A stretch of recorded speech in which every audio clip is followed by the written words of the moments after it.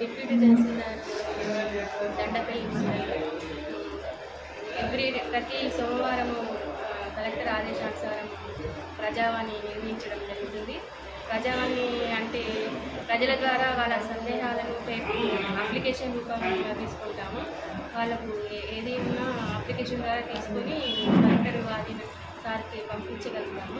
ఎవరి శాఖల వారిగా వాళ్ళకు ఏ అప్లికేషన్ వచ్చినా కానీ వాళ్ళ శాఖల వారుగా పంపించి వాళ్ళకు సరి అయిన సమాధానం న్యాయాన్ని చేకూర్చగలుగుతాము.